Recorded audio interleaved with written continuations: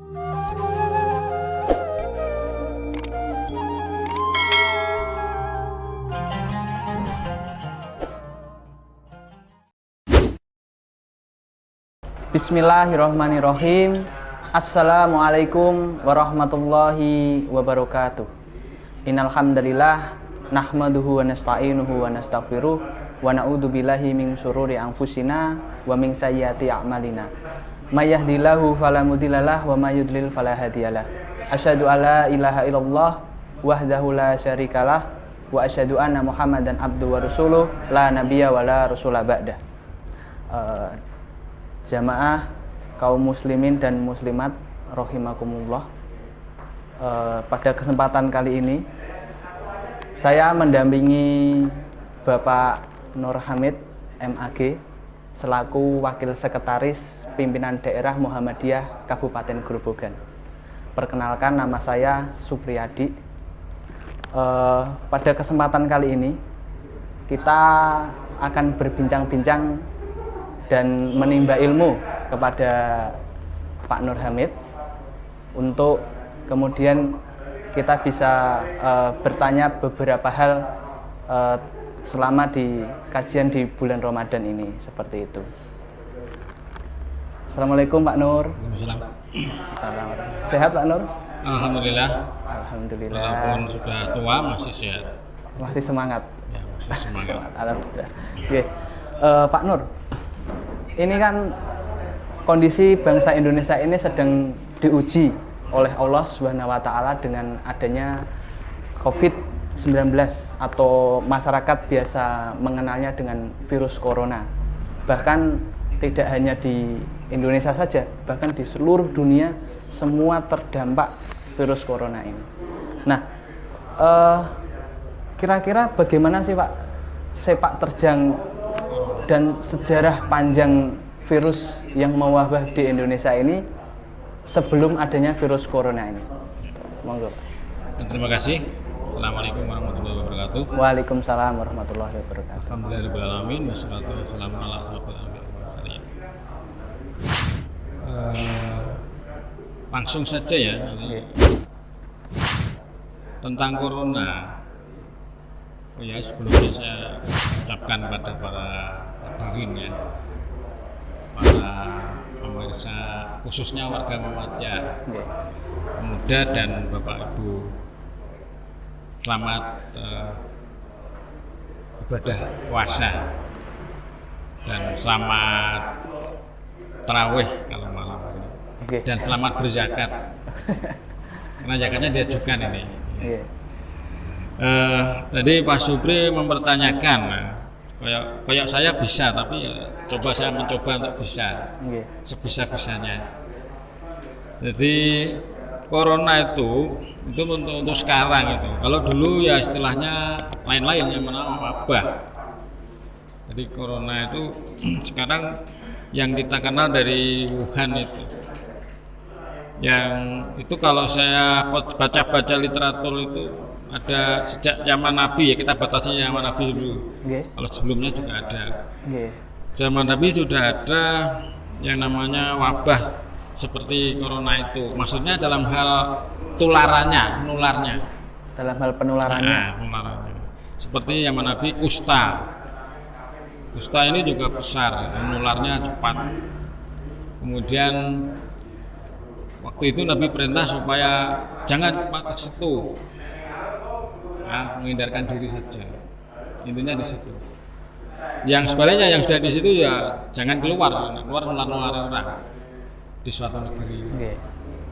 Kemudian berikutnya ini ada Justinian itu ya pandemi ini di Mediterranean yang sama dengan itu, laut sekitar itu laut Kaspia itu udah 25 sampai 50 juta itu yang kena waktu itu. Sampai abad kedua, 2 abad lah. Kemudian Black Death. Black Death itu memakan waktu untuk memulihkan orang itu 200 tahun karena banyak yang hilang, jadi 475 juta orang korbannya. Kemudian cacar Di abad 15 sampai 17. Cacar ini di Eropa juga. Kemudian dibawa ke Amerika itu oleh orang-orang Spanyol abad 14 sampai 92. Kemudian kolera. Ini kolera menginfeksi orang itu sampai 21 sampai 143.000 orang. Ini juga bahaya juga kolera. Ya. Kemudian flu Spanyol di abad 18 sampai 19. Tadi beberapa tahun nih. Okay. Mudah-mudahan kita nanti nggak berapa tahun ya. Amin. Mudah-mudahan, tapi nggak tahu juga, tergantung kita. Kemudian ini menginfeksi 500 juta, yang tewas 50 juta. 50 juta lumayan secara global. Kemudian flu Hong Kong atau H3N2 itu mencapai 1 juta jiwa. Kemudian 500.000 orang itu yang kena. Okay. Kemudian HIV 1981 sampai sekarang belum bisa selesai. Ya, itu sudah mencapai 32 juta. Nah, ini Indonesia turun ngono juta-jutaan ya? Belum, Ya. belum ada. Belum ya. Okay. SARS, SARS itu kemarin itu ramai itu ya di Cina juga. Itu sampai 26 negara. Berarti ada 8.000 orang yang kena. Tewas 774 orang. Demikian ya. Okay. Kemudian flu babi H1N1 2009 sampai 2010 ini mencapai 60,8 juta. Ini yang mati. Nah, ini mencapai 151 sampai 5.000 orang. Kemudian yang terakhir ini berikutnya 65 tahun lagi adalah Ebola. Ya, Ebola itu sampai Afrika Barat ya. Ini 68.600 orang. Okay. 11,325 orang tewas. Oke nih. Saya tahu ya baru ini diminta untuk misi ini lah, Jubli Wakemen sih mati. Okay. Jadi Sekarang itu SARS, CoV-2 istilahnya Pak. Nah, ini sudah merajalela ke seluruh dunia itu yang dari. Sekarang yang paling hebat ranking 1 Amerika, kemudian Spanyol, Italia, negara Islam di Iran. Indonesia termasuk daerah tropis mungkin atau bandel-bandel gak pati akeh. Okay.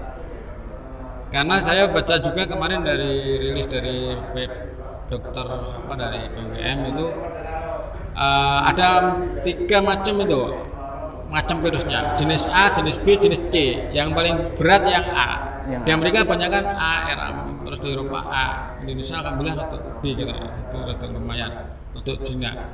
Tapi yang mengerikan itu nanti bisa yang terakhir tadi bisa mencapai 40 sampai 70 komunitas dunia yang 70%. Masalahnya untuk AKB apa untuk CKB itu. Okay.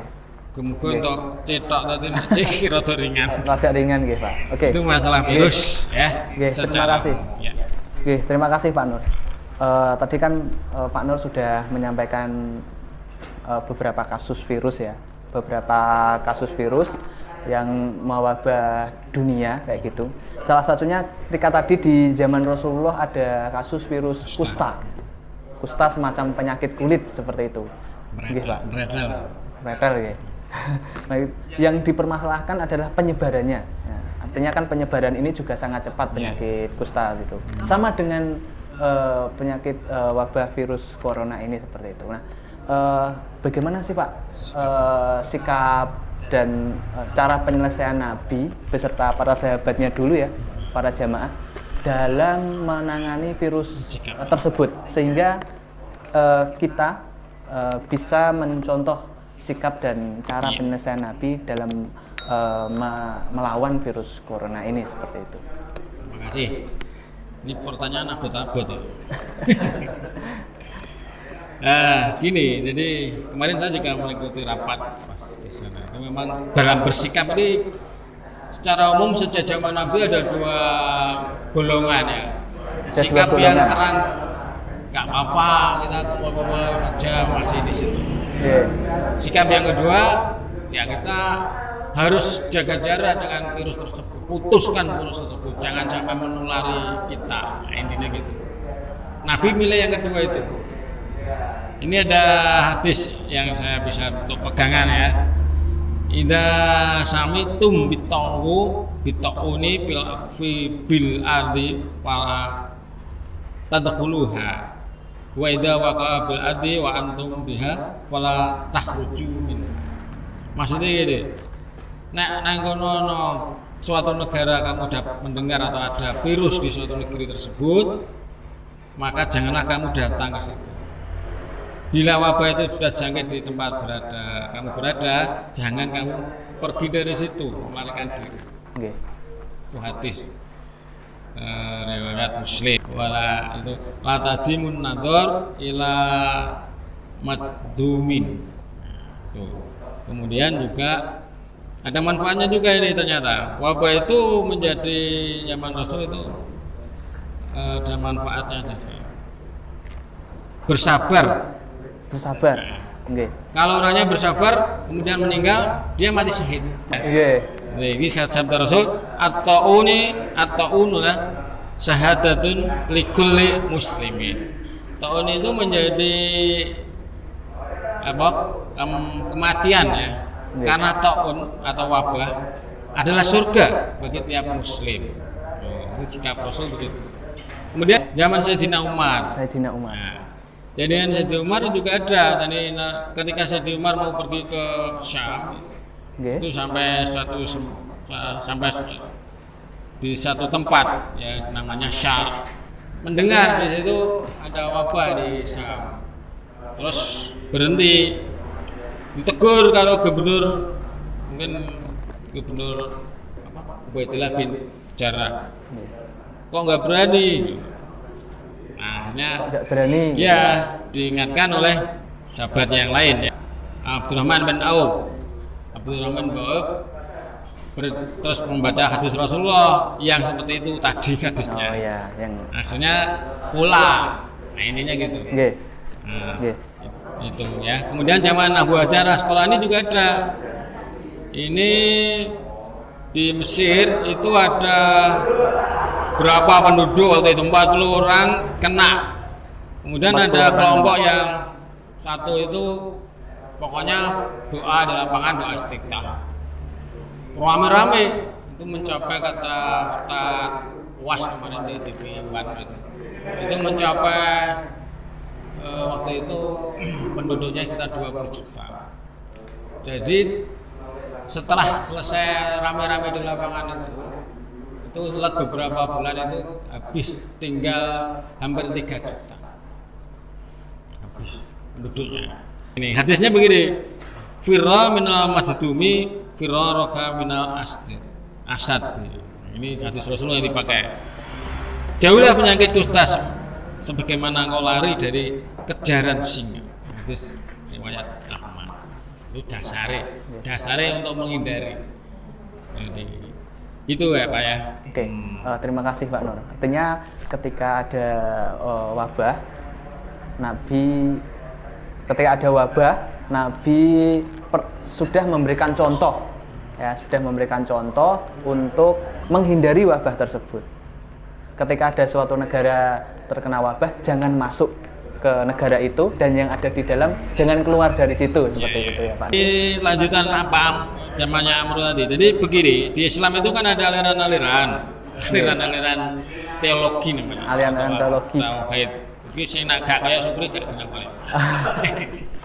Siap. Ya, kan ya fakultas teknik berbau agama. Teknik berbau agama. Ya.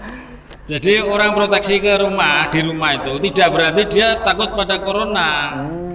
Ya, itu karena sunnatullah, orang yang sakit, orang yang ada di mana ada penyakit itu diperintah Rasul untuk menghindari. Itu sunnah namanya. Menghindarnya itu sunnah. Menghindari itu sunnah, ya. Nah, Tidak mau menghindar namanya tidak sunnah kan. Itu preventif ya. Itu nek sikap qadariyah itu ya pokoknya dipandang manusia yang menjadi pusat penentu, berarti nggak bisa lah kayak saya nggak mau kena itu dalam qadariyah. Tapi kalau jabariyah saya pokoknya gak apa-apa nanti dia gak apa-apa. Nah takdir ya takdir, titik kan gitu jabariyah. Nah qadariyah juga kita ya harus sok kual-kual neng lali kalau Gusti Allah seakan-akan. Tapi enggak lali lah waktu kan paham ya. Ya. Kemudian sikap yang Ahlussunnah wal Jamaah yang tengah-tengah. Ahlussunnah wal Jamaah itu meyakini bahwa suatu itu tidak lepas dari takdir ketetapan Allah. Tapi juga tidak menafikan kita harus berusaha. Iya. Ki meh padha karo ngono jenengan kuwi nek lara biasa kuwi to. Lara ya apa-apa rasa guna-guna rumah sakit. Kan jenenge ndelalah. Nggih. Kan ragu juga. Nah, seperti ini. Di situ ada penyakit, nek mrono mesti ketularan kok jarak rono. Berarti kan najar padha karo nabrak kereta wis genah ono kereta kok. Kan berarti bunuh diri malah. Nggih. Niku gas syahid malah sangit. Iya lah. Nggih. Oke, terima kasih Pak Nur.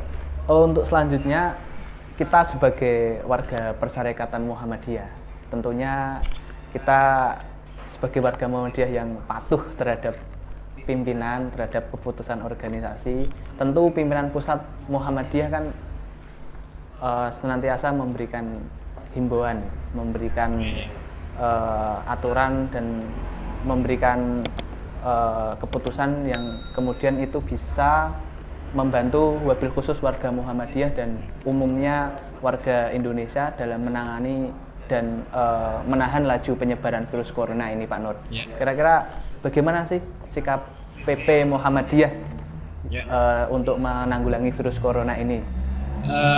Itu kemarin sudah kita kirim ya di grup-grup ya. Tapi saya coba membaca dari luar tapi juga tentang Muhammadiyah. Okay. Itu di Republika Koit ya, titik Koit saya baca.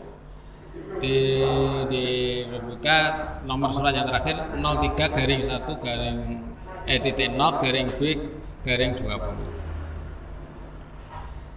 Itu memberikan maklumat untuk Ramadan dan Syawal bila wabah masih bila dengan catatan belum dicabut. Yang pertama sholat tarawih dilakukan di rumah masing-masing, termasuk kegiatan lain-lainnya yang kaitannya dengan kumpul-kumpul. Yang kedua, puasa Ramadan tetap kecuali bagi awak rumah sakit, dokter dan perawat dan lain-lain yang sedang berjuang melawan wabah tersebut. Nah, tapi wajib mengganti ya pada lain hari otomatis. Kemudian juga menjaga kekebalan tubuh, imunitas ya, supaya sehat ya. Maka menggantikan sesuai dengan syariat. Ya. Jadi puasa Ramadan dapat ditinggal oleh tenaga kesehatan. Kemudian sholat Idul Fitri itu kan sholatnya muakkad, sunat muakkad. Sedangkan wabah ini menghindar itu wajib. Menghindari wajib saja ya. Jadi sholatnya di mana ya, di rumah. Termasuk mudik barang jane nggak perlu itu. Termasuk mudik ya nggak perlu, pulang kampung jane ya nggak perlu. Nah, yang penting mulang ngomongin bahasa Paku kan duit. Soalnya masalah wabah, kalau Pak Parani disalami malah ambruk. Karena menurut para dokter begitu. Yeah. Terutama OTG itu yang bahaya. OTG itu orang tanpa gejala. Itu yang paling bahaya. Selain Idul Fitrinya nanti sholatnya di rumah aja, dan yang paling penting adalah tentang pembayaran zakat fitrah, Pak Nur. Diusahakan untuk di awal waktu supaya bisa digunakan untuk masyarakat miskin yang terdampak virus corona. Dan yang pasti zakatnya di mana? Di lazismu.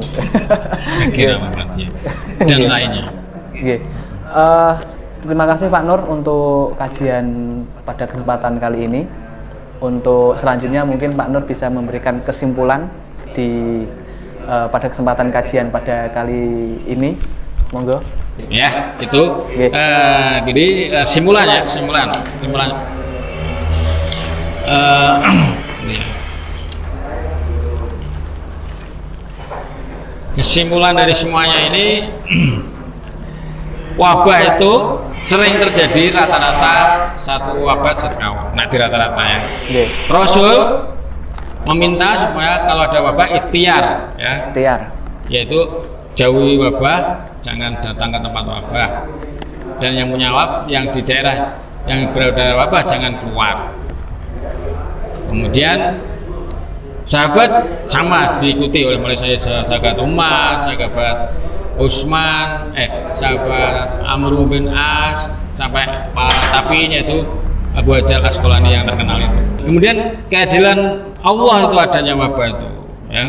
Itu mungkin karena orang sudah banyak berdosa menurut para ahli tafsir, maka didatangkan wabah. Terserah wabah itu asal gawane wong atau tidak gawane wong, itu wong itu cuma nyangkok biasa loh, kayak wong udah nyangkok pitik, jadi perang-perang itu biasa tuh. Kemudian maksiat, kemudian penyebabnya dicabut nikmat, itu jelas, ya. Jadi musibah itu ya bisa ada di suatu kampung misalnya atau kaum karena adanya maksiat. Ketika orang yang mampu mengingkari malah membiarkan. Di maksiat itu ada, maka ada wabah. Misalnya jenengan di kampung atau sak negara iki, ana maksiat pirang-pirang dijarno. Jenengan wong apik, ya katut kena. Itu masalah. Karena tidak mau membuat amar ma'ruf nahi, Berbuat amar ma'ruf nahi mungkar. itu loh ya, mencegah. Itu kira-kira itu hasil diskusi ya, diskusi ini. Ini mungkin mudah-mudahan ini ya bermanfaat ya dari. Amin. Mungkin ada yang kurang, itu ya biasalah, saya bukan orang yang paling hebat ya. Titip salam ya, mudah-mudahan kita dalam Ramadan ini kita diterima oleh Allah Subhanahu wa taala dan kita masih tetap bisa ketemu hari raya dan Ramadan berikutnya lagi, mudah-mudahan. Kalau ada kekurangan saya mohon maaf. Assalamualaikum warahmatullahi wabarakatuh. Waalaikumsalam warahmatullahi. Terima kasih Pak Nur ya. Dan para jamaah kaum muslimin dan muslimat rahimakumullah. Mungkin sekian dari kami dalam kajian kali ini. Nantikan kajian selanjutnya dari Majelis Tabligh dan Lajismu Pimpinan Daerah Muhammadiyah Kabupaten Grobogan selanjutnya. Kurang lebihnya mohon maaf. Saya ucapkan terima kasih lagi kepada Pak Nur Hamid yang sudah meluangkan waktunya untuk jadi pembicara. Sekian dari kami. Billahi fisabilil haq wastabiqul khairat. Assalamualaikum warahmatullahi wabarakatuh.